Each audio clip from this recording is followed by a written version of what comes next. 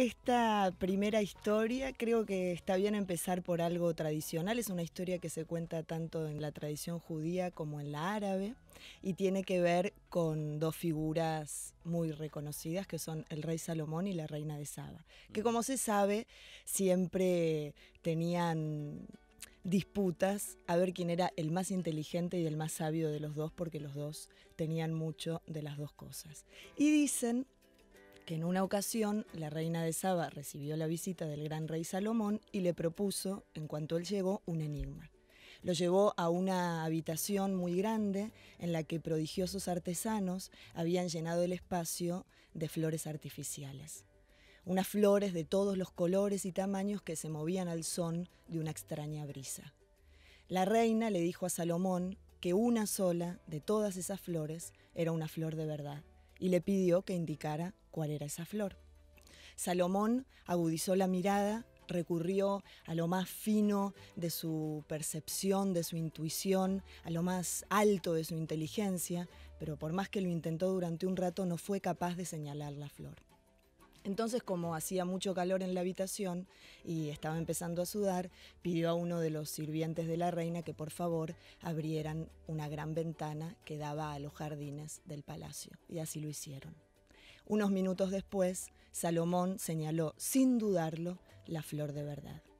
Y no podía equivocarse, porque por la ventana abierta acababa de entrar una abeja que fue a posarse directamente en la única flor verdadera.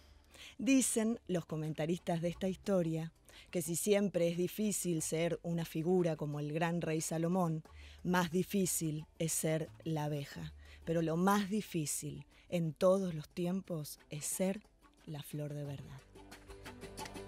Es un cuento de Susana Barragués y se llama Rewind o Rewind, como dirían nuestros amigos los lectores.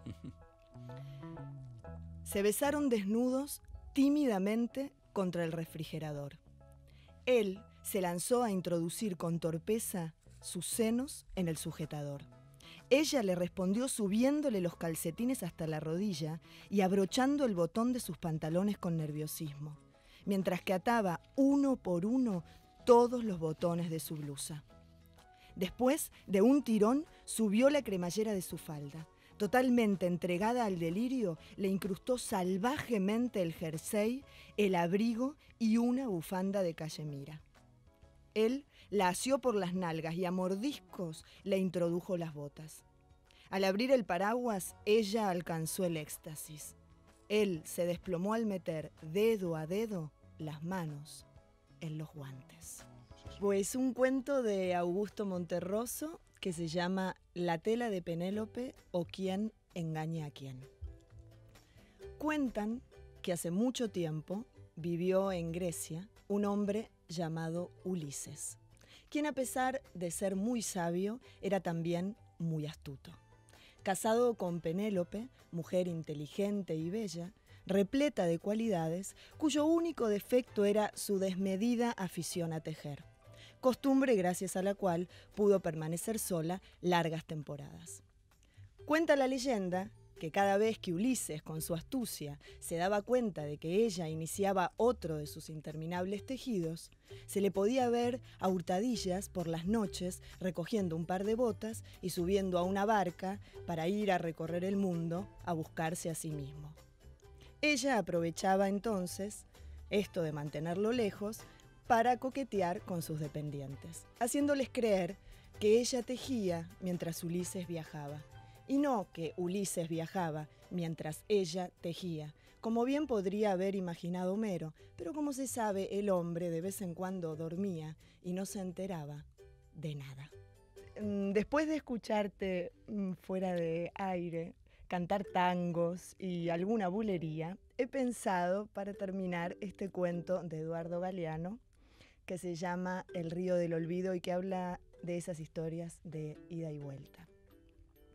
Contaba Eduardo Galeano que la primera vez que fue a Galicia, sus amigos lo llevaron a visitar el río del olvido.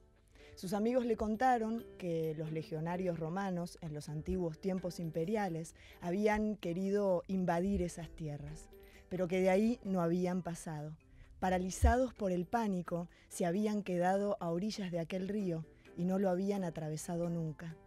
Porque dicen que quien cruza el río del olvido llega a la otra orilla sin saber quién es ni de dónde ha venido. Eduardo Galeano, que estaba iniciando su exilio en España, pensó: si bastan las aguas de un solo río para borrar la memoria, entonces, ¿conmigo qué va a pasar? Él se sentía el resto de un naufragio que acababa de atravesar 12.000 kilómetros de mar. Pero afortunadamente sus amigos ya lo habían llevado a recorrer pueblecitos de Pontevedra y Orense. Habían entrado en cantinas o cafés que se llamaban Uruguay, Venezuela o Mi Buenos Aires querido. Habían ido a restaurantes donde les habían ofrecido para comer parrillada o arepas. Y por todas partes habían visto banderines de clubes de fútbol de allá: Peñarol, Nacional, Boca Juniors. Y todo eso, todas esas cosas, eran de los gallegos que habían vuelto de América y ahora sentían la nostalgia al revés.